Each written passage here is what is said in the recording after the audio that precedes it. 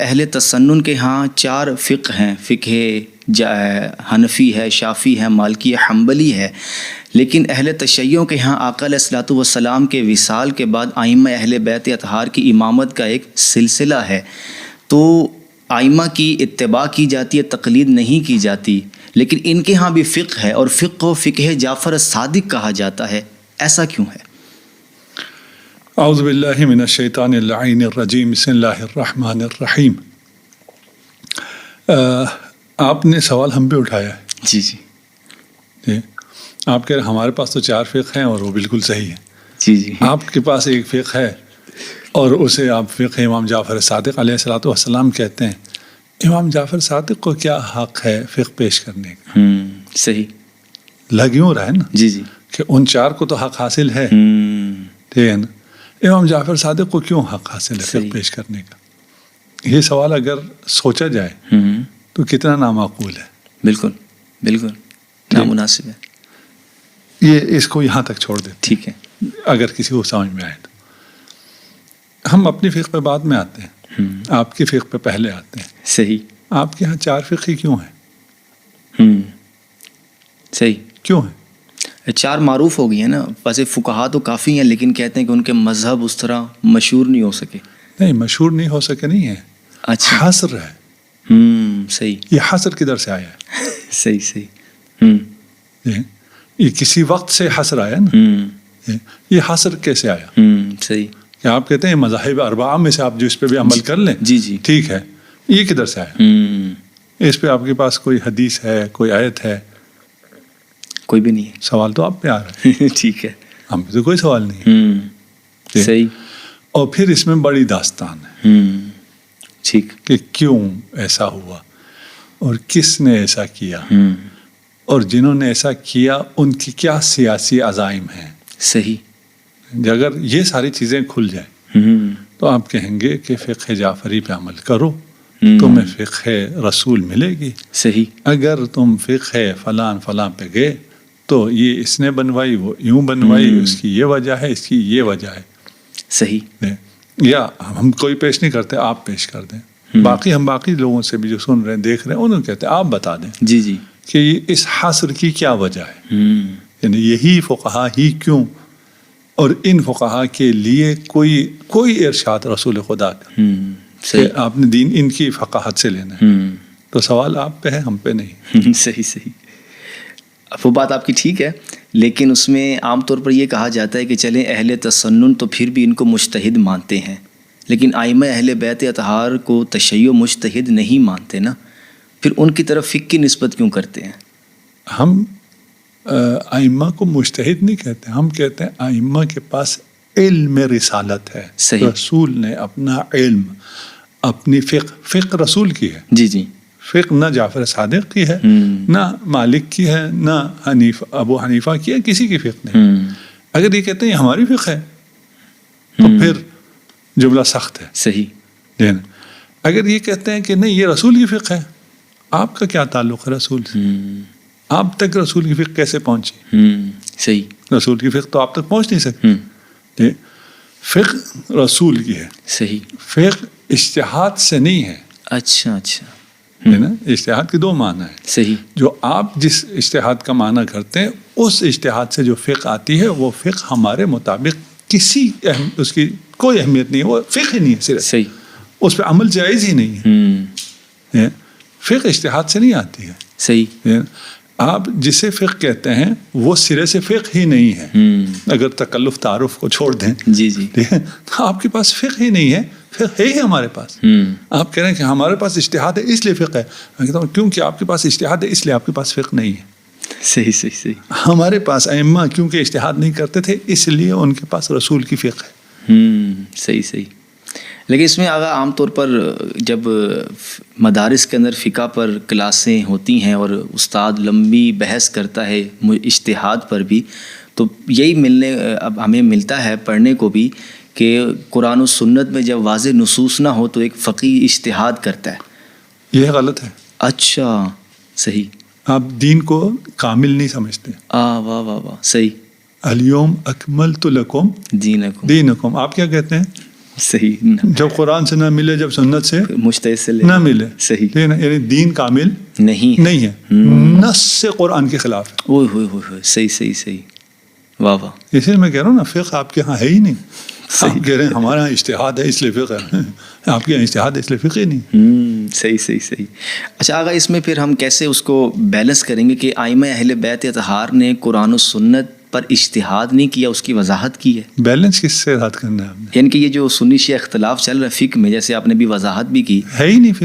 اچھا ہے ہی نہیں، کس سے بیلنس کریں گے؟ یعنی اس کو اگر ہم لغوی مفہوم میں لے لیں، فقہ یعنی کہ سمجھ بوجھ، تو ابو حنیفہ کی ایک سمجھ ہے، کوئی اہمیت نہیں ہے، وہ فقہ نہیں ہے۔ اچھا اچھا، وہ دین نہیں ہے۔ صحیح، بالکل، اس کی ذاتی رائے ہے، اس کی ذاتی رائے کی دین میں کیا اہمیت؟ صحیح صحیح، میرے ذاتی رائے کی کیا اہمیت؟ بالکل ٹھیک ہے نا؟ ہمیں پہلے ایک چیز قائم کرنی پڑے گی، دین ناقص ہے یا کامل؟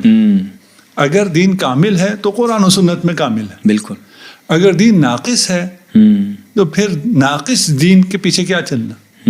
صحیح، بالکل، دین ناقص نہیں ہے، اور دین ناقص ہو کے یہ مجتہدین پہ چھوڑ دیا خدا نے۔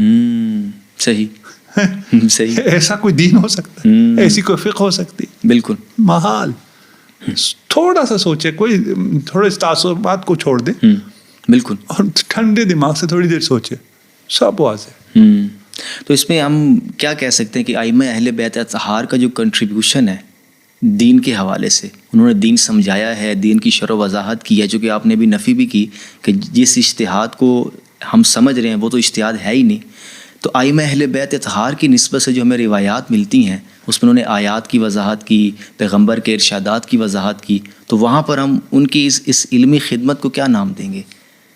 یہ بیان شریعت ہے، اور کیا؟ بیان شریعت، صحیح، ٹھیک ہے نا، یہ شریعت کا بیان ہے۔ صحیح، انہوں نے حلال حرام کو لوگوں تک پہنچایا ہے، انہوں نے فقہ رسول کو لوگوں تک پہنچایا ہے، انہوں نے قرآن کے علم کو لوگوں تک پہنچایا ہے۔ یہ تفقہ فی الدین ہے جو قرآن میں ہے۔ صحیح، تفقہ فی الدین یہ نہیں کہ جو مجھے سمجھ میں آ رہا ہے وہ دین ہے، اس کے میں خدا سے نسبت دے دوں، یہ شرک ہے۔ میں اپنی رائے کو خدا سے نسبت دے دوں کہ یہ دین ہے، خدا نے یہ نازل کیا ہے، جی جی، اب اس میں آپ کہیں جی اچھا جی آپ کی رائے میں یہ دین ہے، یہ لوح محفوظ میں خدا آپ کے فتویٰ کے بعد دکھتا ہے۔ صحیح،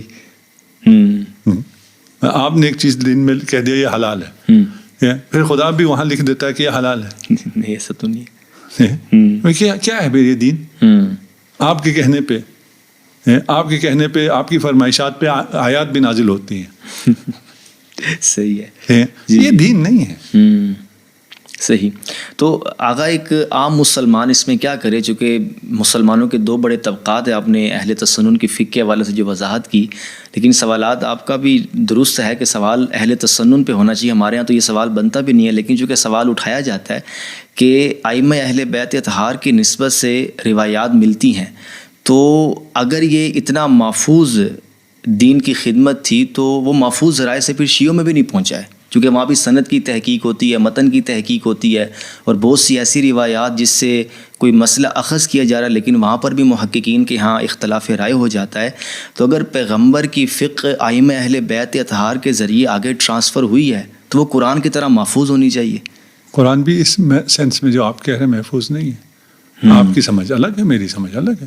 نصوص قرآن محفوظ ہے، نصوص قرآن سے آگے استدلال محفوظ ہے، محفوظ نہیں ہے۔ صحیح صحیح، آپ کچھ سمجھتے ہیں، میں کچھ سمجھتا ہوں، تو یہ ہونا چاہیے تھا، یہ بھی لاک ہونا چاہیے۔ ہاں ٹھیک ہے، سمجھ بھی لاک ہونا چاہیے، نہیں لاک نہیں ہے، اس سے تو کوئی فرق نہیں پڑتا۔ صحیح صحیح، ٹھیک۔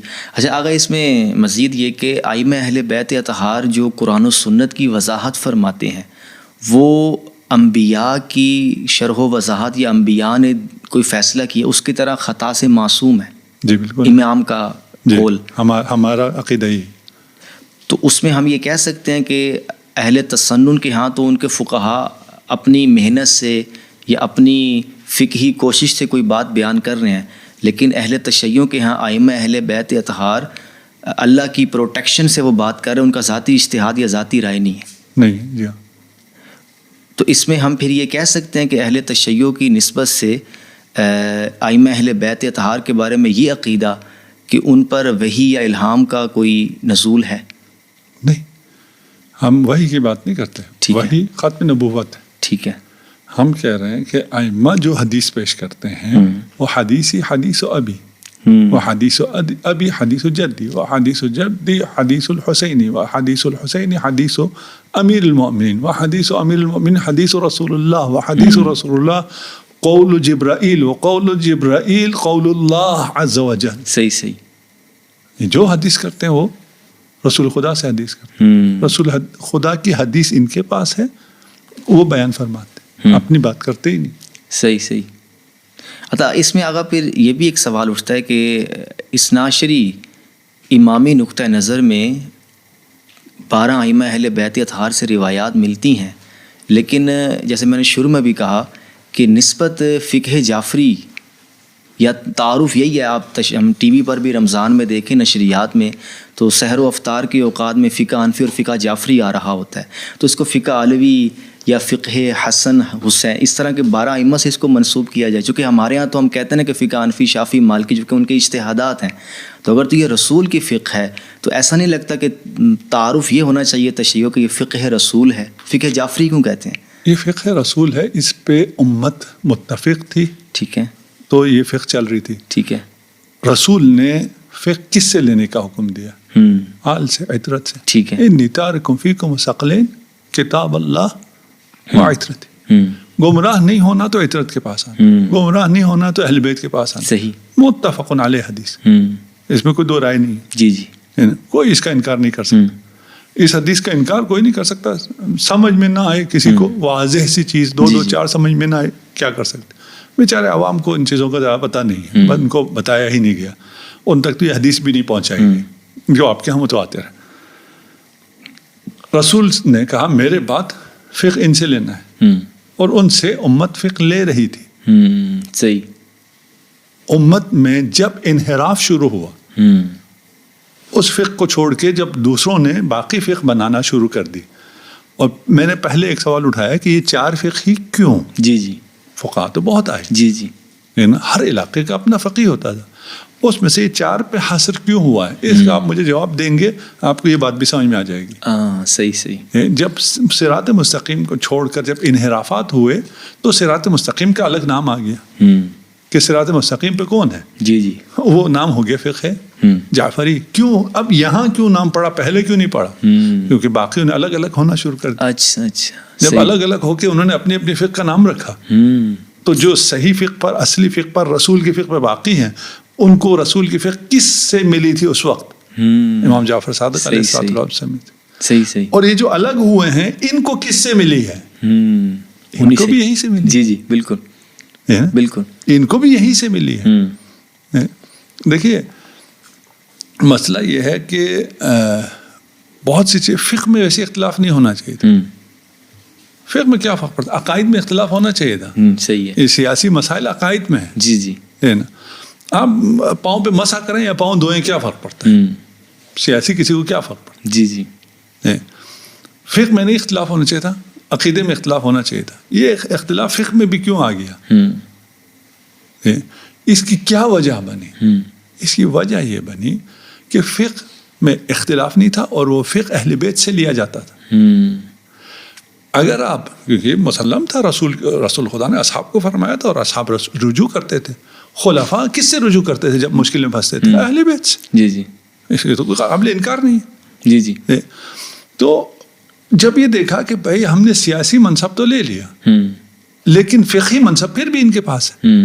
یہ کسی دن بھی دوبارہ یہ بات واپس آ سکتی ہے. جب استبداد ٹوٹ جائے تو یہ بات دوبارہ آ سکتی ہے کہ بھئی جب فقہ ان کی ہے، امامت ان کی ہے، رہنمائی ان کی ہے، تو سیاست آپ کی کیسے ہو گئی، خلافت آپ کی کیسے ہو گئی؟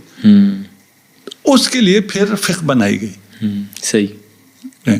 تو فقہ کس سے بنائی گئی؟ وہی جنہوں نے یہ فقہ سیکھی تھی ان سے کہا بھئی اب ہماری پسند کے فقہ بناؤ. جی جی.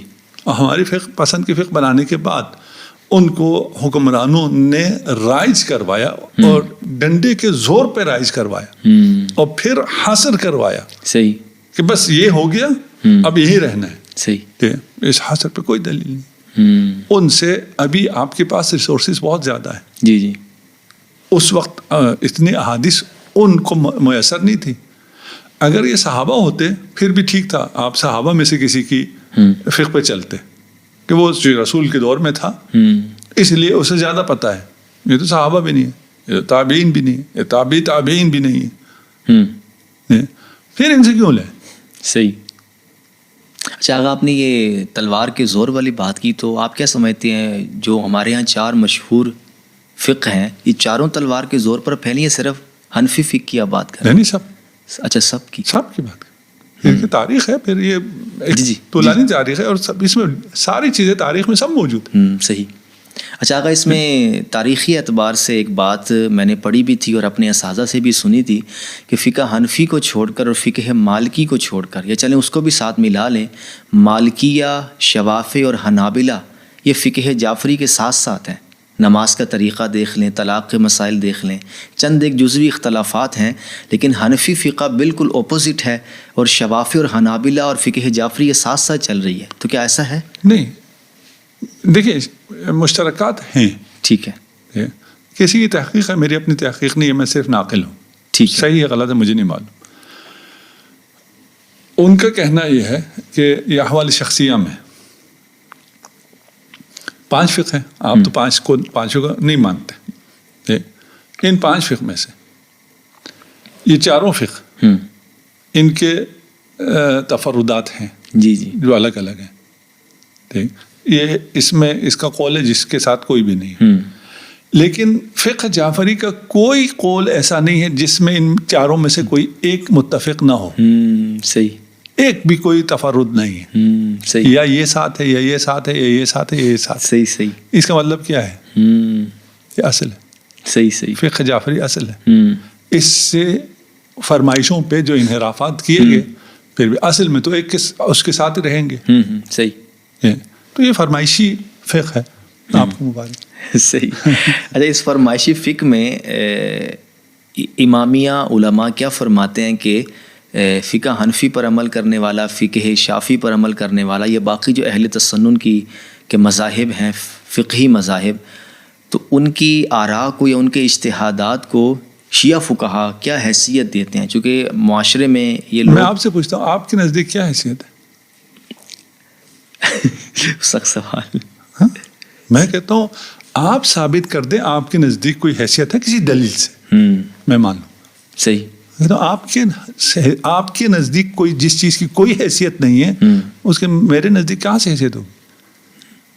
لیکن معاشرے میں چونکہ ہم نے زندگی گزارنی ہے, مثال کے طور پر نماز پڑھنی پڑ جاتی ہے, نکاح و طلاق کے مسائل آتے ہیں, تو اگر تو یہ چاروں مذاہب کے پیچھے کوئی دلیل نہیں ہے تو کیا شیعہ علماء ان کے بارے میں یہ رائے رکھتے ہیں کہ یہ بالکل ہی فارغ ہیں, کسی حنفی کے پیچھے نماز نہیں پڑھنی چاہیے چونکہ دلیل نہیں ہے نا پیچھے کوئی؟ نہیں, میں کہہ رہا ہوں آپ دلیل دے دیں, ہم مان جائیں گے نا.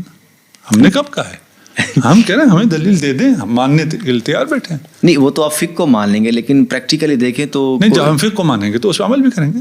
لیکن عام پریکٹیکل کسی شیعہ مجتہد نے آج تک یہ فتویٰ نہیں دے کہ سنی امام کے پیچھے نماز نہیں ہوتی, یا وہ فقہ کا نہیں ہے, کوئی اور مسئلہ ہے. نہیں, ہم نہیں کہتے کہ تمام فقہا یہ نہیں کہتے. اچھا. کہ اس یعنی جو شیعہ ہے وہ اہل سنت کے پیچھے نماز پڑھ سکتا ہے, نہیں کوئی بھی نہیں کہتا. اچھا صحیح. کیسے پڑھ سکتا ہے؟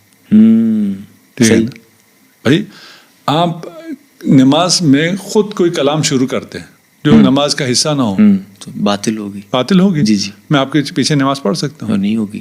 صحیح. بس آگے سمجھ لیں. صحیح. ٹھیک. نہیں میں کہہ رہا ہوں نا, ہم آنے کے لیے تیار بیٹھے ہیں. ہم صرف آپ کے پیچھے نماز نہیں پڑھیں گے, اسی کے مطابق نماز پڑھیں گے, خود کھڑے ہو کے بھی وہی نماز پڑھائیں گے. صحیح. آپ دلیل تو دیں کہ بھئی اس کی یہ شرعی حیثیت ہے, یہ دلیل ہے. صحیح. دے دیں دلیل, ہم مان جائیں گے.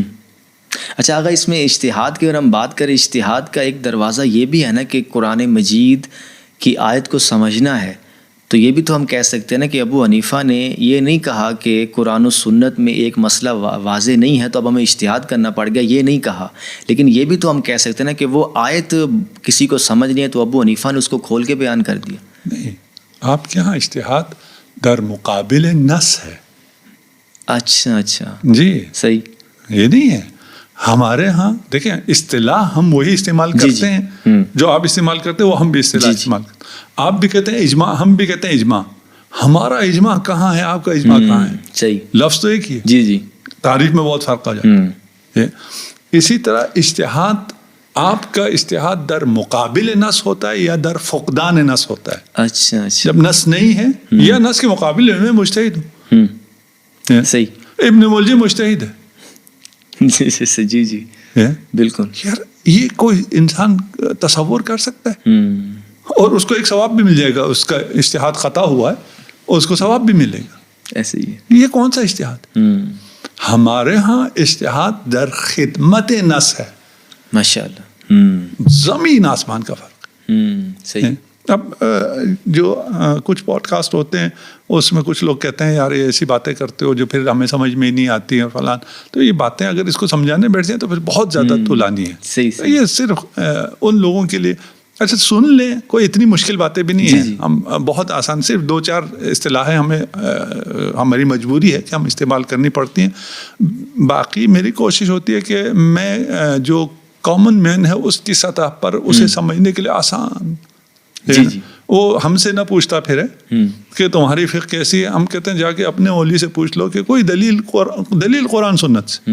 صحیح ہے نا. وہ تو آتے ہیں نا کہ صرف قرآن سے دلیل. ہم نہیں کہتے، ہم کہ قرآن اور صحیح سنت سے.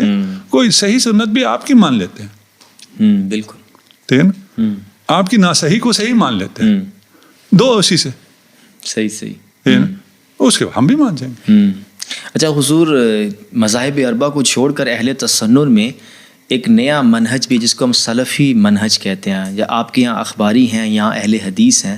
بات ایک ہی ہے کہ وہ تقلید کو نہیں مانتے، قرآن مجید کی واضح نصوص اور یعنی کہ ظاہر الروایہ ان کو کہہ لیں. تو اس بارے میں آپ کیا کہتے ہیں؟ ان کی الگ سے کوئی فقہ نہیں ہے، جو قرآن میں آ گیا، جو رسول کے قول میں آ گیا ہم اس کو مانیں گے. تو اس پر بھی آپ اختلاف کریں گے؟ ہاں، وہ نہ ماننے کے لیے کہتے ہیں.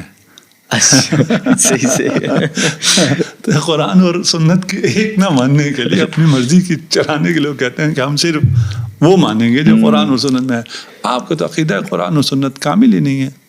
آپ کیا قرآن اور سنت کی مانیں گے؟ نہیں، یہ سلفی تو کہتے ہیں نا کہ ہم باہر نہیں جائیں گے. ہم باہر نہ جائیں تو بہت اچھا ہے، لیکن وہ بھی اجتہاد کرتے ہیں. یقیناً اجتہاد. جی صحیح. تو اس میں پھر ہمیں کیا کرنا چاہیے کہ قرآن مجید بالکل واضح ہے، سنت رسول بالکل واضح ہے، لیکن نفسانی خواہشات کے پیش نظر کچھ مذاہب منظر عام پر آ گئے. اب ایک عام مسلمان کیا کرے؟ چونکہ ہمارے ہاں تو غلط فہمیاں اتنی ہیں کہ دوسری طرف لوگ دیکھنے بھی نہیں دیتے. تو ایک عام مسلمان اگر فقہ جعفر صادق کو پڑھنا چاہے تو وہ شیعہ علماء کے پاس جائے گا تو فتوے لگ جائیں گے. تو اب وہ کیا کرے؟ دیکھیے، میں ایک دفعہ مجھے پتا ہے کہ حق ادھر ہے. جی اور میں کہتا ہوں ادھر اگر حق کی طرف گیا تو فتوے لگ جائیں گے. صحیح. ٹھیک ہے نا. یہ جانتے ہوئے ٹھیک ہے نا، میں اس کو برعکس کر دیتا ہوں. صحیح. میں کہتا ہوں حق اہل سنت کے پاس.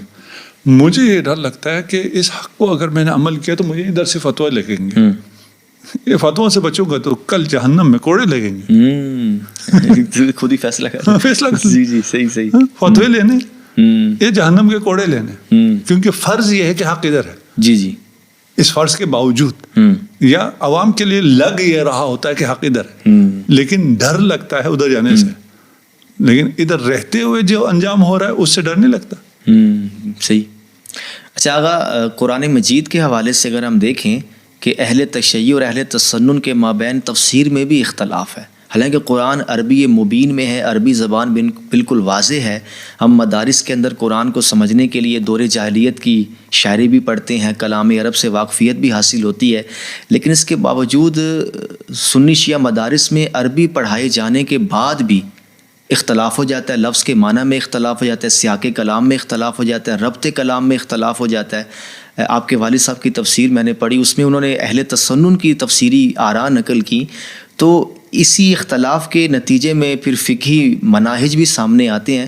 تو قرآن محفوظ ہے، جیسے آپ نے کہا استدلال محفوظ نہیں ہے، تو اس سے اللہ تعالیٰ کے مدعا پر سوال نہیں اٹھایا جا سکتا کہ خدا نے ایک ایسی کتاب بھیجی جس کا مدعی واضح نہیں ہو رہا. اسی نتیجے میں تو فقہ میں پھر مسائل پیدا ہوئے ہیں. نہیں، مدعا واضح ہے. ایک دفعہ یہ ہے نا، آپ کے مدعا واضح نہیں ہے. ٹھیک ہے نا.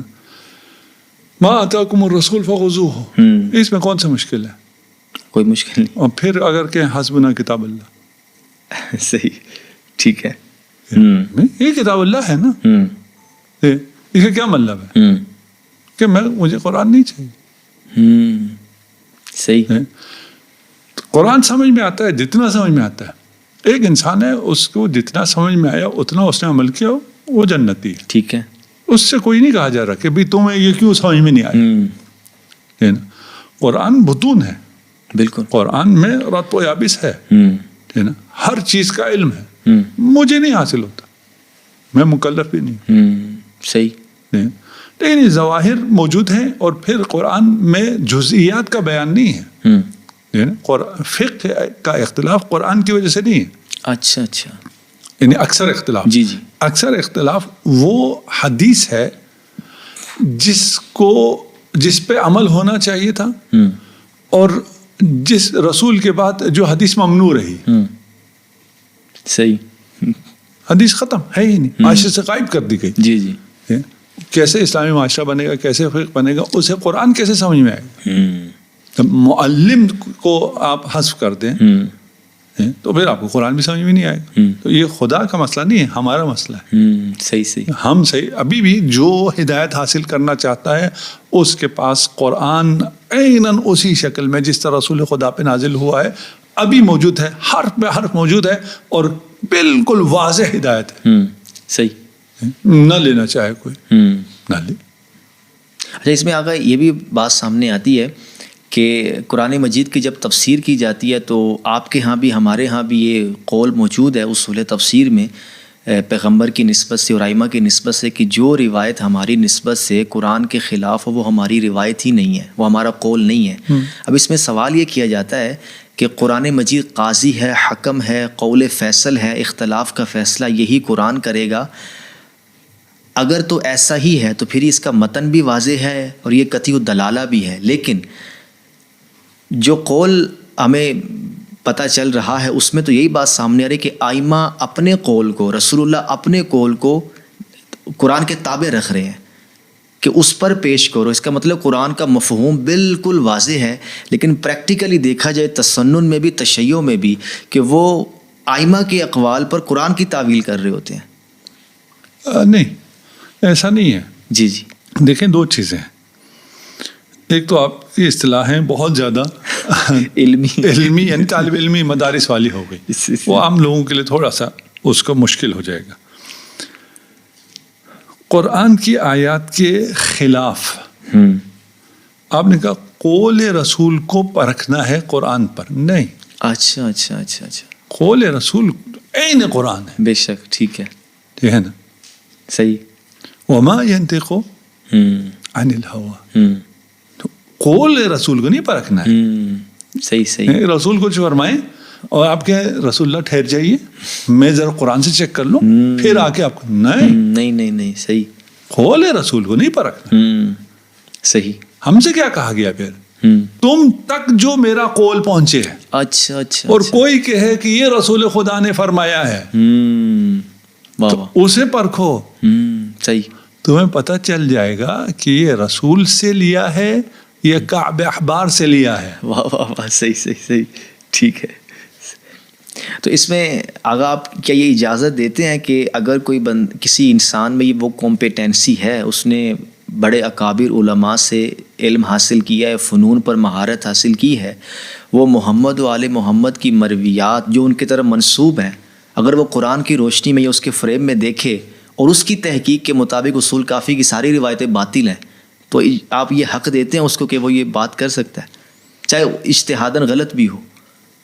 ہاں دیکھیں ہم تو یہ خود کہہ رہے ہیں نا. ٹھیک ہے. ٹھیک ہے نا.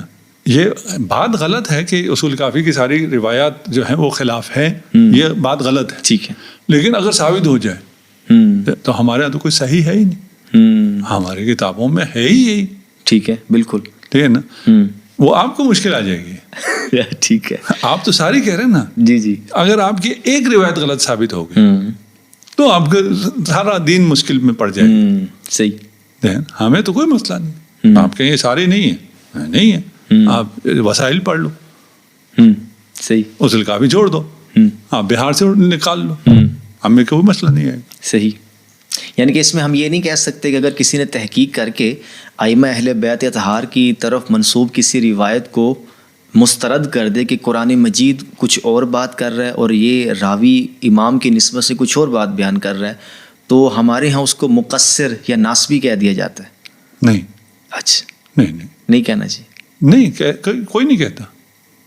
نہیں کچھ غالی قسم کے جو اخباری ہیں نا، نہیں وہ بھی نہیں کہتے. اچھا دیکھیں وہ خاص باتیں ہیں، ٹھیک ہے، ایسا نہیں ہے کہ اس موقف پہ کہا جائے. اچھا ٹھیک ہے نا، خاص باتیں ہیں. غالیوں کا ایک موقف ہے، آپ اس موقف کو منع کر دیں تو وہ آپ کو مقصر کہتے ہیں. ٹھیک ہے، جی جی، ٹھیک ہے نا، یہ اس میں اور جو آپ بات کر رہے ہیں اس میں بہت فرق ہے. اچھا اچھا، ٹھیک ہے نا، کہ اگر کوئی یہ کام کرے تو اسے مقصر یا فلان یا غالی یا کچھ کرنا نہیں. ٹھیک ہے نا، یہ تو بالکل نیچرل ہے. ابھی جوہلا کی ہم بات نہیں کر رہے. جی جی، مثلا جوہلا کیا کرتے ہیں، وہ سب کچھ کرتے ہیں. ہم ابھی جوہلا کی بات نہیں کر رہے. ٹھیک ہے نا، اس میں بھی جو غالیوں میں بھی اگر کوئی تھوڑا سا شدھ بدھ رکھتا ہے تو وہ بھی یہ بات نہیں کرتا. وہ بات کہاں کرتا ہے؟ وہ بات وہاں کرتا ہے جہاں ان کا ایک موقف ہوتا ہے. اس موقف کو اگر آپ نہ مانیں تو وہ آپ پہ حملہ کرتے ہیں کہ آپ مقصر ہیں. صحیح صحیح، ٹھیک ہے نا، جیسے آپ لوگوں کی اگر ہم بات نہ مانیں تو آپ ہم پہ حملہ کرتے ہیں، یہ کافر ہیں. جی جی، صحیح، ٹھیک ہے نا. ہمیں اس لیے نہیں کہا جاتا کافر کہ ہم اللہ کی نہیں مانتے، کیونکہ آپ کی نہیں مانتے. صحیح، آپ نے کچھ موقف بنائے ہوئے، آپ کہتے ہیں یہی مانو، تم یہ نہیں مانو گے تو ہم تمہیں کافر کہیں گے. صحیح صحیح صحیح. اچھا آغا، اس میں آپ پھر مزید اس حوالے سے کیا کہنا چاہیں گے کہ اہل تسنن اور اہل تشیع کے مابین جو فقہ کا اختلاف ہے، آپ نے کافی وضاحت کی، آپ نے کہا قرآن کے حوالے سے نہیں ہے، تو اس میں آپ کیا سمجھتے ہیں کہ پیغمبر سے روایت لینے میں؟ نہیں، پہلے اس فقہ پہ آپ دلیل قائم کریں کہ وہ فقہ ہے، اس کے بعد ہم کوئی مقایسہ کریں گے.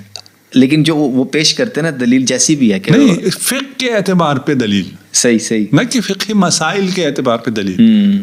ٹھیک ہے، یعنی ان 4 فقہ کے اعتبار پہ دلیل چاہیے نا. آپ حاصر کرتے ہیں، ہم کہتے ہیں حاصر میں سے کسی ایک کو بھی ثابت کریں. صحیح. اچھا، اس میں حاصر ثابت کر، آپ نے ماشاءاللہ توجہ میری اس طرف مبذول کرائی ہے. پیغمبر کے وصال کے بعد جانشین پیغمبر کا مسئلہ زیر بحث آیا تو اس پر سنی یہ کہتے ہیں کہ چونکہ پیغمبر نے کوئی نص نہیں دی تھی جانشین کی، تو وہاں پر خلیفہ اول کے بارے میں اجتہاد ہو گیا. اب اس میں شیعہ علماء یہ کہتے ہیں کہ نص آپ کو نظر نہیں آ رہی، تو اس پر بھی وضاحت فرما دیں کہ ایک یہ دعویٰ کرنا کہ نص نہیں ہے تو ہم اجتہاد کر رہے ہیں، اور دوسرا اگر عالم دین آ کر بتا دے کہ یہ نص ہے، تو کیسے فیصلہ ہوگا کہ نص ہے یا نہیں ہے؟ اس سے پہلے پہ آ جاتے ہیں ہم. ٹھیک ہے، نص نہیں ہے تو دین کامل نہیں ہے. دین کامل نہیں ہے تو آیت قرآن کی تکذیب ہو رہی ہے. صحیح ہے، ٹھیک ہے. اتنا بڑا جو سب سے اہم ہے وہی نہیں ہے. صحیح.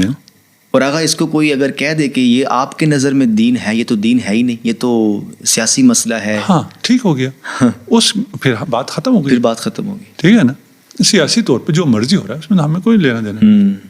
صحیح. ہمیں مسئلہ سارا دین پہ ہے. دین پر دین کامل ہے، اور جو جانشین رسول ہے اس کا تعین ہے، اس پہ نص ہے. ان سب کو ماننا پڑے گا. ان سب کو ماننے کے بعد کہ جی ہم نہیں عمل کرتے، ہم اپنا دنیاوی طور پہ کچھ سیاسی طور پہ کوئی کام کرتے ہیں، کرتے رہیں، کوئی مسئلہ نہیں. صحیح. اس کے نتائج کیا نکلیں گے وہ الگ مسئلہ ہے. اس کے کیا نتائج ابھی نکل رہے ہیں وہ لوگوں کے سامنے ہے. جی جی، ٹھیک ہے نا، ہم اس سے بحث نہیں کرتے. ٹھیک، نہ ہی ان نس کے نہ ماننے سے کوئی بندر بن جائے گا، کیا ہو جائے گا، ٹھیک ہے، نسخ ہو جائے گا، کچھ بھی نہیں ہوگا. ٹھیک ہے نا. اگر آپ یہ کہتے ہیں یہ موقع بالکل صحیح ہے کہ ایک سیاسی مسئلہ ہے، اور سیاسی مسئلے کو لوگوں نے کسی نے ادھر کیا کسی نے ادھر کیا، کوئی مشکل نہیں. لیکن اگر آپ کہتے ہیں نس نہیں ہے تو دین ہو جاتا ہے ناقص. اور صریح قرآن یہ ہے کہ دین کامل ہے. بالکل. اور جس دین کامل ہوا ہے وہ کس چیز سے کامل ہوا ہے وہ ملتا ہی نہیں ہے آپ کو. صحیح، بالکل. جو آپ کو نس نہیں ملتی، چل نہ ملے نس. ٹھیک ہے نا. تو اس دن کیا ہوا ہے، کون سا حکم ایسا بیان ہوا ہے جس کی وجہ سے دین کامل ہو گیا. صحیح. کوئی مسواک کا حکم ہے. صحیح. لیکن اس میں آگا یہ بھی کہا جاتا ہے نا کہ یہ دینی نصوص صرف تشیعوں کو نظر آ رہی ہیں، سنیوں کو نظر کیوں نہیں آ رہی؟ اگر اتنی واضح نصوص ہیں، چاہے کوئی بھی ہو، جانشین پیغمبر کا مسئلہ ہو یا میراث نبوت کا مسئلہ ہو یا اور بھی کئی مسائل ہوں، تو اس پر تشیع نصوص پیش کرتے ہیں. بھائی قرآنی آیات تو ہیں لیکن وہاں فہم کا اختلاف ہے، اور جن کو وہ دینی نص بنا کر پیش کر رہے ہیں، اتنی اہم ترین بات ہے، تو پھر تو پورا سنی مذہب ہی ان کے نزدیک باطل ہے، اور سارے وہ کہتے ہیں عقل سے پیدل فقہا تھے، کہ یہ صرف ہم آپ کو موقع دے رہے ہیں نا، آپ ثابت کریں نا وہ عقل مند تھے. اب ہم اس پہ آپ آتے ہی نہیں، ہم کیا کریں؟ ہم نہیں کہتے عقل سے پیدل تھے، ہم خود کہتے ہیں. نہیں، آپ ثابت کریں. صحیح ہے. ہم کہہ رہے ہیں اس سے بڑی آفر میں کہہ رہا ہوں، میں فقہ جعفری چھوڑ کے آپ کی فقہ پہ عمل کرنا شروع کر دوں، آپ ثابت تو کر دیں. صحیح. مجھے تو فقہ پہ عمل کرنا ہے نا. اگر ثابت ہو جائے شرعاً، سیاستاً نہیں، جیسے آپ کہہ رہے ہیں کہ یہ سیاسی معاملات تھے، ہم نے ان 4 کو فقیہ بنا دیا. صحیح تھے سیاسی معاملات، ٹھیک ہے نا. ان سیاسی معاملات کی وجہ سے آپ کو 4 فقہ بنانی پڑی، اور اسی 4 فقہ میں حاصر کرنا پڑا. اگر آپ اس میں حاصر نہیں کریں گے اور دوسری کی طرف جا سکتے ہو تو لوگ پھر کدھر آ جائیں گے؟ پھر اصل فقہ پہ آ جائیں گے، پھر فقہ جعفری پہ آ جائیں گے. ایسے کہا نہیں، کوئی اور فقہ دوسری نہیں ہوگی، یہی 4. کیا رسول کے زمانے سے کوئی 4 فقہ چل رہی تھی؟ کیا ان سے پہلے کے جتنے اصحاب گزرے ہیں، تابعین گزرے ہیں، انہوں نے کسی 4 فقہ پہ عمل کیا؟ تو یہ کیا ہو گیا؟ 150 سال کے بعد کون سا نیا حکم آ گیا، اور وہ بھی حصر کا حکم آ گیا. اگر کوئی کلیات ہیں جس کے مطابق کسی کو حق اجتہاد ہے اور اس کی فقہ پہ عمل کیا جا سکتا ہے، تو آج بھی کسی کی آپ کی فقہ پہ بھی عمل کیا جا سکتا ہے. صحیح. تو آپ کیا سمجھتے ہیں حق اجتہاد کی نص کہاں سے لی جائے گی؟ قرآن و سنت سے. اور کہاں سے؟ اچھا اچھا، اور تو کہیں سے نہیں آئے گی.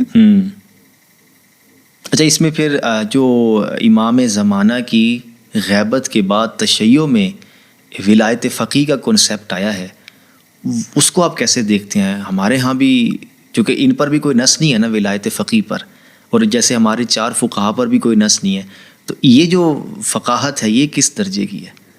نہیں، ولایت فقیہ جو ہے ایک اصطلاح تھوڑی سی ابھی ڈومیننٹ ہو گئی ہے. ٹھیک ہے. ولایت جد، ولایت اب ہے یا نہیں ہے؟ تھی نہیں ہے، تھی نہیں ہے. ہے جی جی. نا اب کو ولایت ہے، جد کو ولایت ہے، زوج کو ولایت ہے، ٹھیک ہے نا. یہ سب ولایتیں ہیں. جی جی. یہ کہاں سے آئی ہے؟ صحیح. ٹھیک ہے نا. یہ فقہ تو نہیں ہے نا. جی. جیسے انہیں ولایت ہے ویسے ہی فقیہ کو ولایت ہے. صحیح. یہ اگر یہ سمجھ میں آ جائے ٹھیک ہے تو یہ واضح ہو جائے گا.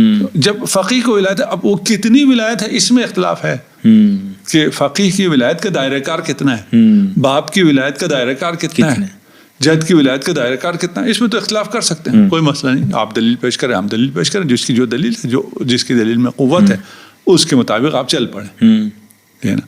اس کا اس سے کوئی تعلق نہیں ہے. اچھا اچھا. ہے نا. یہاں کوئی یہ نہیں کہہ رہا کہ ان کی کوئی فقہ ہوتی ہے. اچھا. ولی فقیہ کی کوئی فقہ ہے اور آپ نے اسی پہ عمل کرنا ہے، اور اس کے بعد آپ صدیاں گزرتی چلی جائیں اور سب اسی پہ عمل کرتے رہیں گے. کوئی بالکل بھی نہیں. لیکن آپ دیکھ لیں کہ انقلاب ایران کے بعد جس قدر اس پر اس تصور کو فروغ ملا ہے کہ وہاں پر مجتہدین کا ایک تصور ہے کہ زندہ مجتہد کی تقلید واجب ہے. تو اس سے کیا مراد ہے کہ ایک منظم جماعت بنانے کے پیچھے سوچا گیا کہ عامی شخص منہ اٹھا کے قرآن و سنت سے مسائل اخذ نہ کرتا پھرے؟ اگر فقہ امام جعفر صادق واضح ہے تو آیت اللہ سیستانی حافظہ اللہ کی رائے پر عمل کیوں کیا جائے؟ ٹھیک ہو گیا. ایک تو آپ نے کہا انقلاب ایران کے بعد ایسا ہوا، نہیں، ایسا انقلاب ایران کے بعد نہیں ہوا، آپ نے انقلاب ایران کے بعد سنا ہے. اچھا اچھا. ٹھیک ہے. ایک چیز پہلے سے موجود ہے، ٹھیک ہے، ہمیں پتہ نہیں تھا، ٹھیک ہے نا.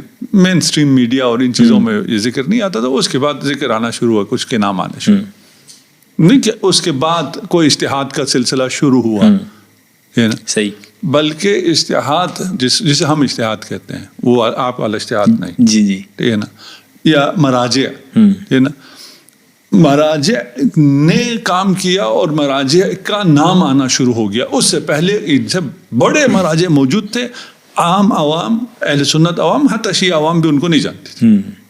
صحیح. یہ ایک بات ہو رہ گیا. جی فقہ امام جعفر صادق اگر واضح ہے تو ہر آدمی عمل کر لے، ہر آدمی عمل کر لے، سب کے لیے دروازے کھلے. صحیح ہے. ٹھیک ہے.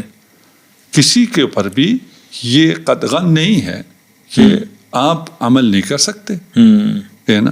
اور آپ کو تقلید کرنی ہے مثلا آیت اللہ سیستانی کی، کسی پہ قدغن نہیں. صحیح صحیح. آپ خود حاصل کر سکتے. برعکس اگر آپ کو پتہ چل جائے اور آپ عالم ہو جائیں بھائی پتہ کریں گے تو آپ عمل کر سکتے ہیں نا. جو آپ کے دل میں آ رہا ہے اس پہ تو عمل نہیں کر سکتے. اس فقہ کا احاطہ ہونا چاہیے, قرآن و سنت پہ آپ کو عبور ہونا چاہیے. اگر آپ اس درجے پہ پہنچ گئے تو آپ پر تقلید حرام ہے. اچھا صحیح, ٹھیک ہے نا. صحیح. لیکن آپ اس درجے پہ نہیں, آپ کو فقہ پتہ ہی نہیں ہے, پھر آپ کیا کریں گے؟ نہ کہ فقہ مشکل ہے, نہ کہ فقہ سمجھ میں نہیں آتی ہے, اور کوئی کہا جائے کہ ان 4 کو سمجھ میں آتی ہے اور باقی کسی کو سمجھ میں نہیں آتی. صحیح. ٹھیک ہے. ہمارے ہاں یہ بہت قابل ذکر ہے جی جی کہ اگر کسی کو خود فقہ سمجھ میں آ گئی تو کسی اور کی تقلید کرنا اس پر حرام ہے. صحیح. تو ایسی کوئی بات ہے نہیں. یہ چیزیں سمجھ میں نہیں آتی, ہمارے اپنے لوگوں کو بھی سمجھ میں نہیں آتی, ان چیزوں کی سمجھ نہیں ہے. سمجھ کیوں نہیں؟ اس لیے کہ وہ دین کو اہمیت دیتے نہیں, ان چیزوں کو پڑھتے نہیں, ان چیزوں کے بارے میں معلومات حاصل کرتے ہی نہیں. اس لیے نہ کہ یہ کوئی بہت مشکل ہے یا کوئی راکٹ سائنس ہے اور اس کے لیے پتہ نہیں کیا کرنا پڑے گا, لیکن ہے, فقہ ہے, مذاق نہیں ہے, حساس ہے. اس کے لیے آپ کو عربی کا علم چاہیے, آپ کو باقی علوم چاہیے, آپ کو پھر قرآن کا علم چاہیے, آپ کو سنت کا علم چاہیے, آپ کو رجال کا علم چاہیے. سارے علوم آپ حاصل کریں, آپ اپنے فقہ پہ عمل کریں. اور بسم اللہ. اچھا آغا, ہمارے ہاں اہل تسنن کے بہت بڑے مفتی ہیں پاکستان میں, ان کا بڑا نام بھی ہے. انہوں نے اپنی کتاب تقلید کی شرعی حیثیت میں ایک جملہ لکھا کہ مدرسے کا فارغ التحصیل نوجوان اور اسلام آباد کی سڑک پہ کیلے بیچنے والا تقلید میں برابر ہے. تو آپ کی اس بات سے تو بڑا ایک ذہن کھلا ہے کہ جو مدرسے میں پڑھنے والا طالب علم ہے, اگر وہ بھی تقلید کرے گا تو وہ پھر مدرسے میں پڑھ کیوں رہا ہے؟ دیکھیں, مدرسے میں پڑھنے کے بعد ایک مقام تک پہنچنے کے بعد, ٹھیک ہے, مثلا دیکھیے سیدھی سی بات ہے, ہم چاہتے ہیں سرجن کے پاس, ہمیں کچھ پتہ نہیں ہوتا, ہمارے لیے اندھیرا ہے, تو اس لیے وہ جو کہے گا اس پہ ہم عمل کریں گے. صحیح. لیکن ایک سرجن خود مریض ہوتا, اپنا وہ علاج خود, آپریشن خود نہیں کر سکتا, لیکن اسے خود پتہ ہے, وہ ایم آر آئی, سی ٹی اسکین, اس کو خود بھی دیکھ کے اس کو پتہ چل سکتا ہے. اسے پتہ ہے کہ اس کی تشخیص غلط ہے, دوسرا تشخیص ہے, مجھے تو پتہ نہیں ہے, اور ہوتا بھی ہے. جی جی ٹھیک ہے. اسے پتہ ہے, علم ہے کہ اس کی تشخیص غلط ہے, اس کے بعد بھی کہ نہیں جی کیونکہ یہ 4 ڈاکٹروں میں حصر ہے اس لیے میرا آپریشن کر دے. اچھا اچھا, صحیح ہے. بالکل. کیوں؟ اس لیے کہ کیلے بیچنے والا اور یہ برابر ہے. اب نہیں ہوگا. صحیح نہیں ہوگا. صحیح. یہ عقل کہیں فارغ کرنی پڑے گی, پھر یہ باتیں ہو سکتی ہیں. صحیح صحیح. کیسے برابر ہے؟ اچھا اگر ٹھیک ہے, وہ ہم نے بات کی ولایت فقی پر, تو آیت اللہ سیستانی ہیں یا آیت اللہ خامنائی ہیں, یا اس کے علاوہ اور جو مجتہدین تشیع میں ہیں جن کو ہم فقہائے امامیہ بھی کہتے ہیں, ان کا اصل کام پھر کیا ہے؟ اگر آپ کے ہاں اجتہاد قرآن و سنت کی شرح و وضاحت کا نام ہے تو وہ آئمہ نے سمجھا دیا. اب مزید جو یہ سلسلہ امام زمانہ کی غیبت کے بعد چلا ہے, غالباً ایک روایت بھی ملتی ہے کہ میرے جانے کے بعد ہماری روایات سے یا ان علماء سے آپ نے دین کی سمجھ لینی ہے, تو وہ مراد پھر کیا ہے اگر آپ اس کو ہماری فقہ سے نہیں جوڑ رہے؟ ٹھیک ہے, فارجعوا فیہا الی رواۃ احادیث. جی جی, کہ جو ہماری فقہ بیان کرنے والے ہماری احادیث کو روایت کریں. یہاں اگر ہم کہیں کہ یہ رائے فلانی کی ہے, اس کی کوئی اہمیت نہیں. ٹھیک ہے. اور ایک دلیل چاہیے نا, ہم تابع دلیل ہیں. ہم کہتے ہیں اس کی اپنی رائے ہے, اس کی کوئی ایک 0% بھی اہمیت نہیں. اچھا اچھا, ٹھیک ہے. لیکن اگر یہ امام کی رائے ہم تک پہنچا رہا ہے, ہماری جانے اس رائے پہ قربا. صحیح ہے, ٹھیک ہے. تو ان کا کام کیا ہے؟ ان کا کام احکام کا استنباط ہے, قرآن و سنت سے, نصوص سے, جو وہ سمجھ جو آپ کہہ رہے ہیں نا. ڈاکٹر کا کیا کام ہے؟ یہ ایکس رے دیکھ کے, ایم آر آئی دیکھ کے, سی ٹی اسکین دیکھ کر فیصلہ کرنا ہے کہ یہ کیا ہے. بالکل. یہاں انہوں نے نصوص دیکھ کر, روایات دیکھ کر, احادیث دیکھ کر فیصلہ کرنا ہے کہ امام کا حکم کیا ہے. ان کی اپنی رائے کچھ بھی نہیں. صحیح ہے. اس میں اختلاف ہو سکتا ہے, ایک کو یہ سمجھ میں ہے, ایک کو یہ سمجھ میں ہے. وہ ممکن ہے, بشر ہیں, آپ اپنے اپنے وہ ہیں, سمجھ میں آنے کی چیزیں, اور اس میں کوئی حرج نہیں ہے. ٹھیک ہے نا. اس میں یہ اگر جس چیز کی وجہ سے فتویٰ دے رہا ہے, جیسے ہم نے آپ کی فقہ پہ سوال اٹھایا نا کہ اس کے اعتبار پر, اس کی حجیت پر کیا دلیل ہے, اسی طرح یہاں پر یہ جس چیز سے استنباط کر رہا ہے اس کی حجیت پر اس کے پاس دلیل ہے. صحیح ہے. دیکھیے میں خبر واحد سے استدلال کر رہا ہوں. جی ہم کہیں گے خبر واحد کی حجیت پہ دلیل کی طرح بالکل دلیل ہونی چاہیے. تب وہ خبر واحد سے اگر استدلال کر رہا ہے تو اس کے استدلال سے ہم فقہ کو مانیں گے, ہم اس حکم کو مانیں گے. اگر اس کے پاس دلیل نہ ہو, آپ سب کہتے ہیں قیاس کی حجیت پہ کون سی دلیل ہے؟ صحیح ہے. اگر آپ کے پاس قیاس کی حجیت پہ دلیل نہ ہو تو کسی کے بھی قیاس پہ, نہ آپ اپنے قیاس پہ نہ کسی کے قیاس پہ آپ عمل نہیں کر سکتے. بالکل. تو اس میں آپ یہ کہہ سکتے ہیں کہ جیسے آپ نے ان فقہا کی سمجھ پر ایک بات کی, تو ہمارے ہاں جو مذاہب اربعہ ہیں, چلے مزید فقہا کی بات کر لیں, تو مزید ہمارے فقہا کو ہم دیکھ لیں تو ان کو بھی اگر آپ اس کیٹیگری میں فال کر دیں کہ ان کی بھی یہ سمجھ ہے. ان کی سمجھ اگر انہوں نے قرآن و حدیث کو سمجھا ہو ہے نا, تو انہیں پھر فقہ جعفری میں آنا پڑے گا. صحیح ہے نا, جہاں فقہ میں مبنا کیا ہے کہ دین کامل ہے, تمام احکام قرآن و سنت میں موجود ہیں, ہم نے انہی سے احکام کا استخراج کرنا ہے. صحیح, یہ صرف فقہ جعفری ہے. صحیح ٹھیک ہے, باقی ہے ہی نہیں. دیکھیں اساس سے بیس دیکھیں نا, اگر اس پہ آ جاتے ہیں تو سب جعفری ہو گئے. بالکل ٹھیک ہے نا.